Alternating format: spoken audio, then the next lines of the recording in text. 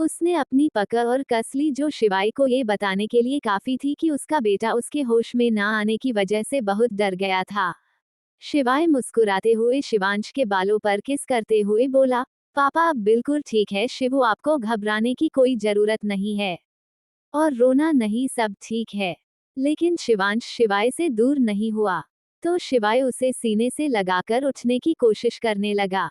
उसे अपनी पीठ पर 2 हाथ महसूस हुए, जो उसे उठने में मदद कर रहे थे। शिवाय ने उठकर देखा तो वह शिवांगी थी।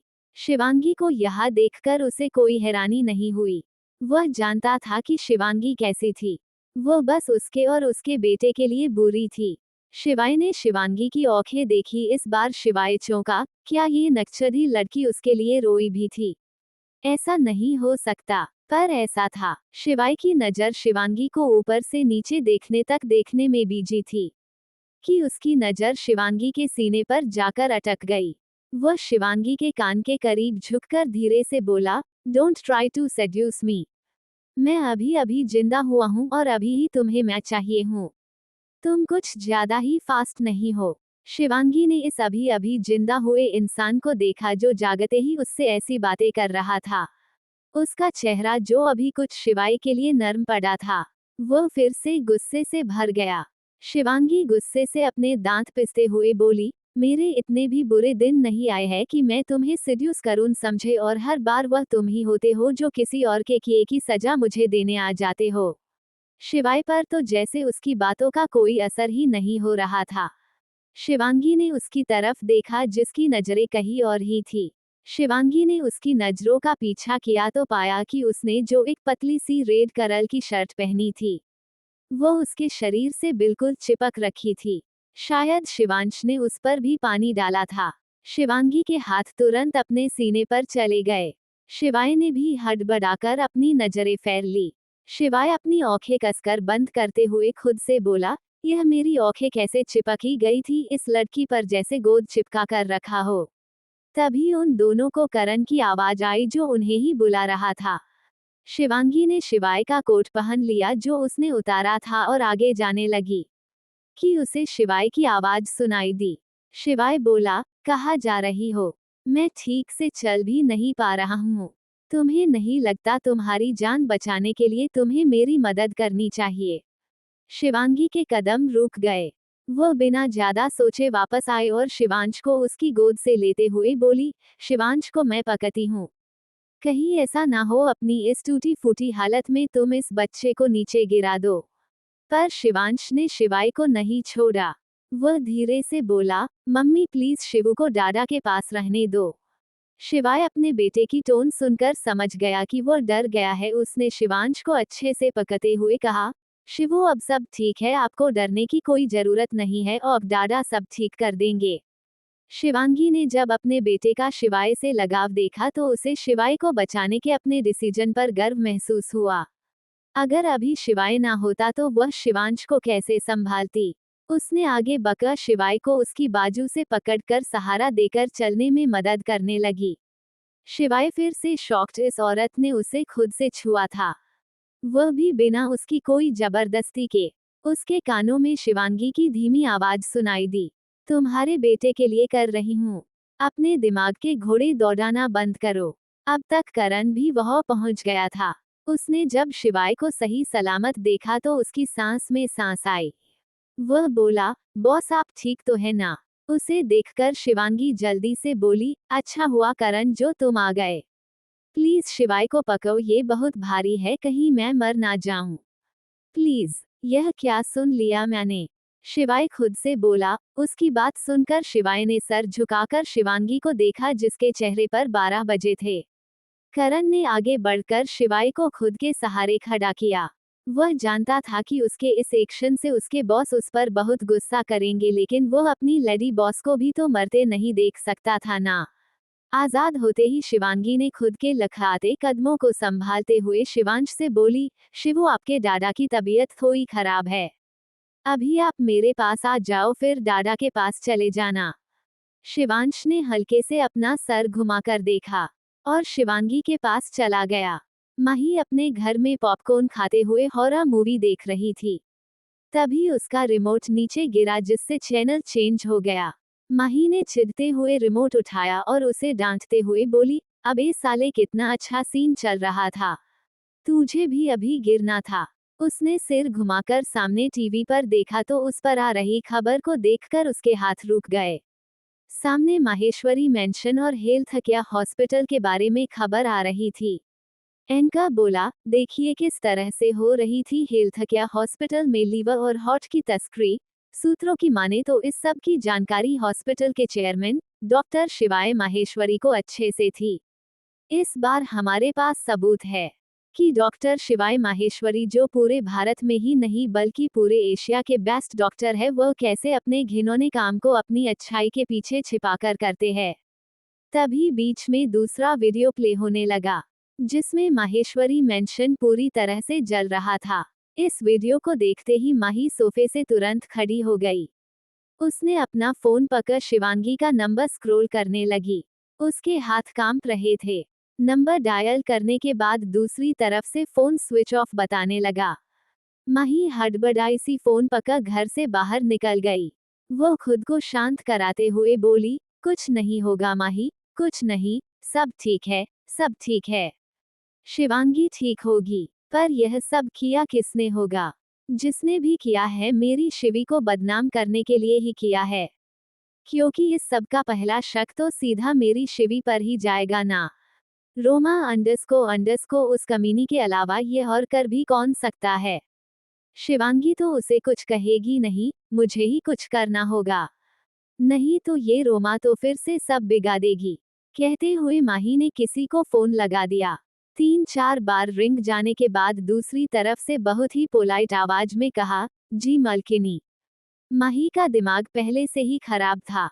वह झल्लाते हुए बोली, तुम्हें कितनी बार कहा है, मुझे माही कहा करो, ये सब नाम लेकर मेरी बेइज्जती मत किया करो। और क्या आज तक कभी मैंने तुम्हें फोन किया है? आज तो मैंने न्यूज देखी तब फोन कर रही हूँ। मुझे जानना है कि क्या आर्या ठीक है। ये सवाल पूछते वक्त वही ने अपनी अंगुलियां क्रॉस कर ली और भगवान से हाथ सुनने की प्रार्थना करने लगी। दूसरी तरफ से करण थोड़ा मुस्कुराते हुए बोला, जी मलकिनी, मैं आज से आपको मलकिनी नाम से कभी नहीं बुलाऊंगा।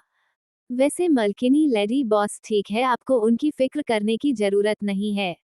माही अपने बाल नोचते हुए बोली, अगेन मलकिनी। तुम पढ़ो मेरे हाथ, तुम्हें तो मैं बताती हूँ मलकिनी माय फूट। कहते हुए माही फोन रखने को हुई कि उसे बाकी सब का ख्याल आया। वह जल्दी से फोन दोबारा कान पर लगाते हुए बोली, वेट बाकी सब कैसे है? किसी को कुछ? करण बोला, अरे नहीं नहीं मलकिनी, सब लोग ठीक है। आप जानती तो है जब तक करण सबके साथ है किसी को कुछ कैसे हो सकता है? करण अपनी बाई करते हुए बोला। तो माही फिर से झल्ला उठी, लेकिन इस बार वह भी मुस्कुराते हुए बोली, हाँ हाँ सब पता है मुझे तुम्हारे बारे में भी और मिस्टर माहेश्वरी के बारे में भी। तो उनकी वाह माही का श्रेय तो तुम खुद को देना ना बंद ही कर दो, समझे? कहते हुए माही ने फोन काट दिया। फिर अपनी जेब से अपनी बाइक की चाबी निकालते हुए बोली, चलो जरा अब इस समा को धरती में समा कर आते हैं। माही ने अपनी स्पोर्ट्स बाइक निकाली जो शायद उसके घर से भी महंगी थी। कुछ ही देर में वही एक शानदार पुराने जमाने के राजशाही जैसे दिखने वाले घर के सामने खड़ी थी। ये शहर से थोड़ा दूर था, इसलिए उसे यहाँ आने में टाइम लग गया। वो गुस्से से घर के अंदर चली गई। सामने ही बड़े से सोफे पर रोमा अपना सिर घसाए सो रही थी। माही उसके सामने जाकर खड़ी हो गई और गुस्से से बोली, रोमा ये क्या हरकत है? मुझे पता है माहेश्वरी मेंशन में तुम्ही ने वो बॉम्ब प्लांट किए थे। पिछली बार तो तुम्हें छोड़ दिया था, पर अब और नहीं, मुझे लगता है शिवांगी को सब पता चल ही जाना चाहिए। रोमा ने हल्के से सिर घुमाकर देखा, उसे सामने माही दिखी। उसे पता था कि माही शिवांगी के लिए कभी बुरा नहीं सोचती थी। उससे रहा नहीं गया और माही की कमर से लिपट रोने लगी। उसका ऐसा रिएक्शन देखकर माही तो सदमे में चली गई। वो उसे खुद से दूर कर बोली, ये सब नाटक ना अपनी बहन के सामने करना। मुझ पर इनका कोई असर नहीं होने वाला, समझी?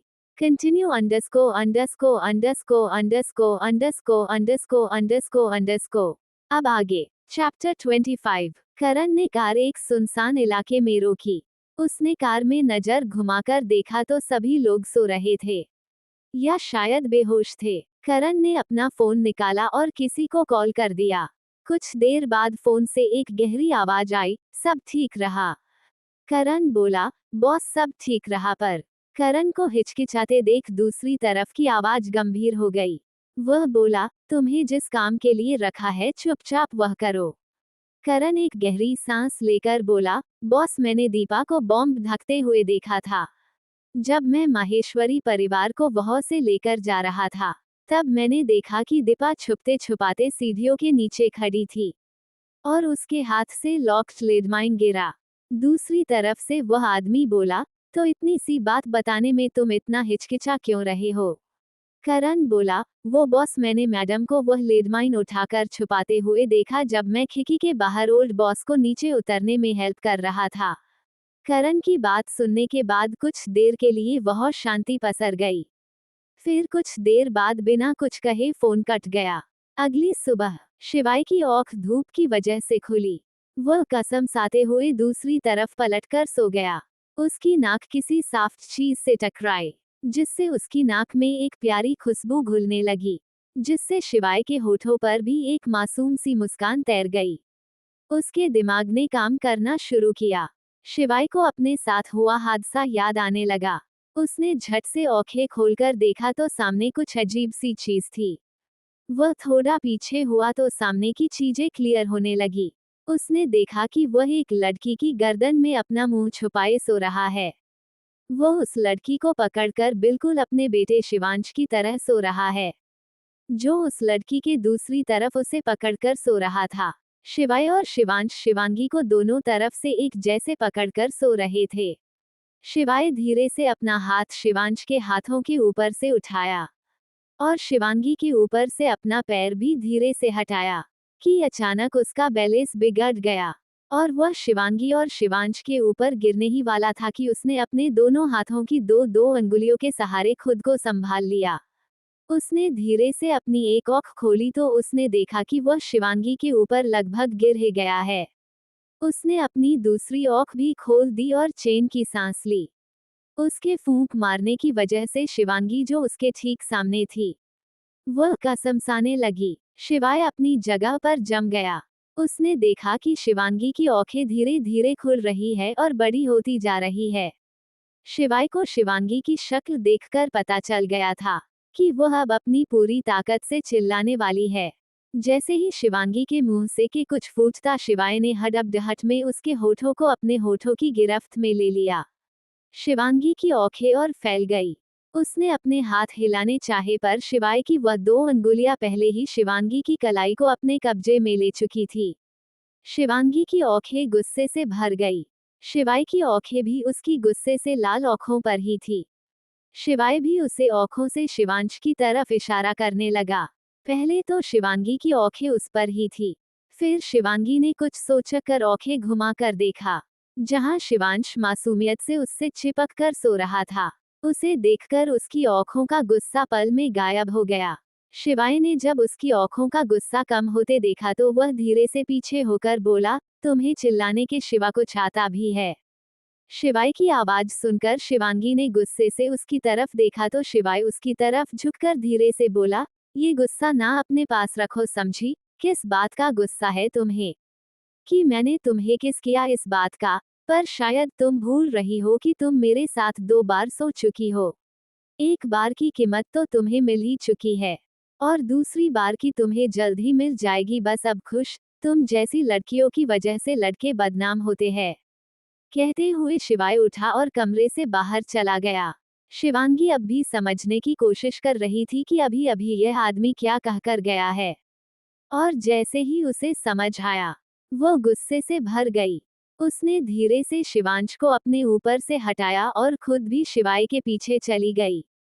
उसे सामने कॉरिडोर पर ही शिवाय मिल गया, जो सिगरेट के कस ले रहा था। वो उसके सामने जाकर खड़ी हो गई। शिवाय ने उसे पूरी तरह से इग्नोर कर दिया। शिवांगी उसे अपनी तरफ पलटाकर बोली, तुमने अभी अभी कहा कि एक बार की कीमत तुम्हें मिल चुकी है। इसका क्या मतलब है? शिवाय ने अपनी सिगरेट जमीन पर फेंक दी और हाथ बांधकर पीछे पिलर से लगकर उसे ऊपर से नीचे देखने लगा। शिवांगी उसके घूरने से इरिटेट हो रही थी। वह बोली, फूटेगा भी कुछ तुम्हारे मुंह से।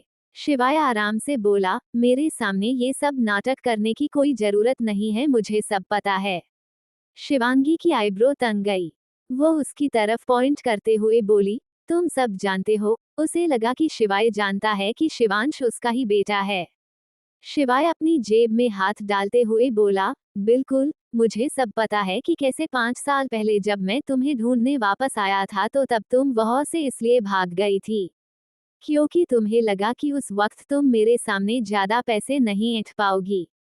क्यों, सही कहा ना मैं? इस बार शिवाय की आवाज में गुस्सा, नफरत और धिन सब दिखाई दे रही थी। शिवांगी को ये सुनकर कुछ ठीक लगा, लेकिन इस आदमी ने अभी कहा क्या? वो एक कदम आगे बढ़ी और शिवाय की आंखों में आंखें डालकर बोली, जो कहना है साफ साफ कहो। शिवाय को शिवांगी का ये घमंड पसंद नहीं आया। उसने उसे कंधे से पकड़ते हुए अपने चेहरे के बराबर लाकर गुस्से से कहा, क्यों?